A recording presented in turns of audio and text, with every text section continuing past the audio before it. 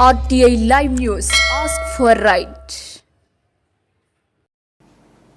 నమస్తే, welcome to RTI Live News.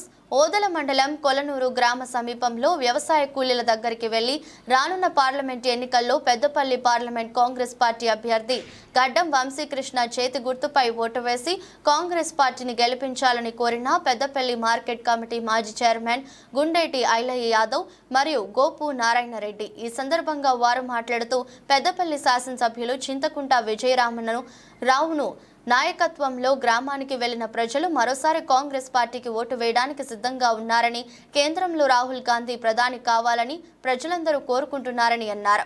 తప్పకుండా ఈసారి తమ ఓటు కాంగ్రెస్ పార్టీ అభ్యర్థి గడ్డం వంశీకృష్ణ వేస్తామని ప్రజలు చెప్తున్నారని తెలిపారు.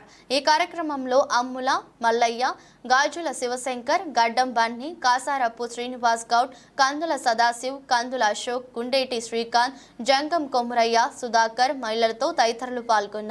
మహిళలందరినీ గడ్డం వంశీ గారికి చేతి గుర్తు మీద ఓటు వేసి గెలిపించాలని కోరడం జరిగింది.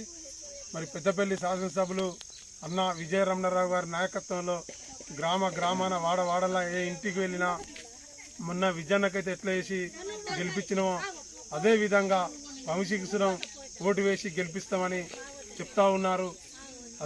అట్లనే మరి కాకా వెంకటస్వామి కేంద్ర మంత్రిగా ఉండి ఈ ప్రాంతానికి చేసిన అభివృద్ధిని మరి అలా నాన్న మరి ఎంపీగా ఉండి వివేక్ వెంకటస్వామి గారు మరి ఈ ప్రాంతానికి ఎంతో అభివృద్ధి చేసింది కాబట్టి ఈసారి వంశీకే ఓటు వేస్తామని చెప్పడం జరుగుతూ ఉంది.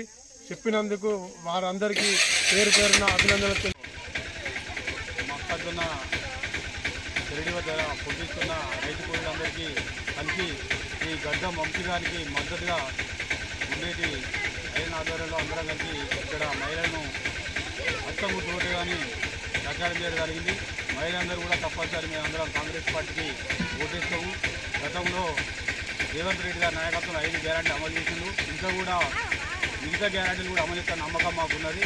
మేము అందరం సంపూర్ణ మద్దతు ప్రకటిస్తామని తెలియజేయడం జరిగింది. అలాగనే